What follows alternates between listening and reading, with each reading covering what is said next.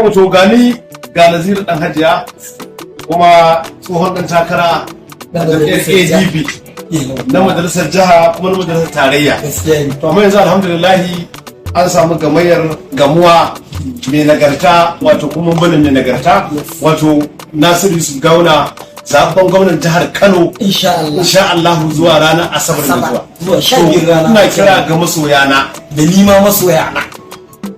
Gawuna ya roki alfarma ta ƙuri'ata. Ni ma ya roki tawo ƙuri'a. Muna neman alfarma masoyanmu dan Allah ku taya mu ku rufa mana asiri da ku fito ku zaɓi Nasiru Yusuf Gawuna a matsayin zaɓaɓɓen gwamnan jihar Kano. Alhamdulillah tunda Allah ne ya bashi ba muka bashi ba. Allah ne ya dauki wannan gwamnan ya bashi. Saboda haka Allah ya taya shi riko. Amin. Saboda haka kada ma ka ce mun yi wani laɓe-laɓe. To gashi mun fito muna gaya wa masoyanmu.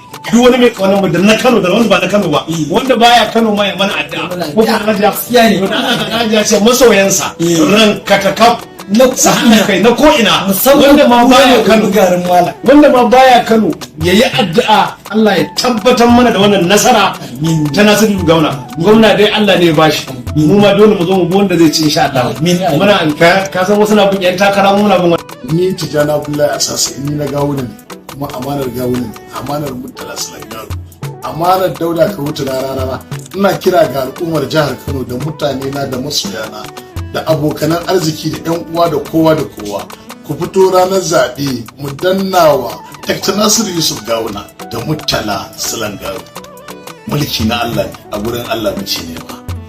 Wannan sako yana zuwa muku ne daga cikin wannan tasha tamu mai suna Hausa World News TV. To da Allah mai sauraro shine wannan kofar ka zuwa wannan tasha tamu ta farko ka daure ka dangwala mana subscribing kana ka danna mana alamar karrawa. Domin hakan shine zai baka damar samun cikakkun bidiyoyin mu da kuma zafafa a kan lokaci da zaran mun dora. Mun gode da kallon wannan tasha tamu mai suna Hausa World News TV da kuke yi a koda yaushe. Godiya ta musamman ga dukkan masu sauraron mu a cikin wannan channel din tamu mai dimbin albarka. To dai ga sakon da mawakin Dauda Kahutu ya turo ga jama'ar cikin jihar Kano. Amma muna fatan Allah subhanahu wata'ala ya sa mu zaɓi shugaba nagari, Allah ya zaɓa mana shugaba nagari a wannan ƙasa tamu ta Najeriya da kuma cikin jihar tamu ta Kano da ma jihohi na cikin ƙasa tamu Najeriya baki daya. Allah ya tabbatar mana da alkhairi, ya tabbatar mana da tsaro da wamamme a cikin wannan garuruwa namu na Afirka da ƙasa tamu Najeriya.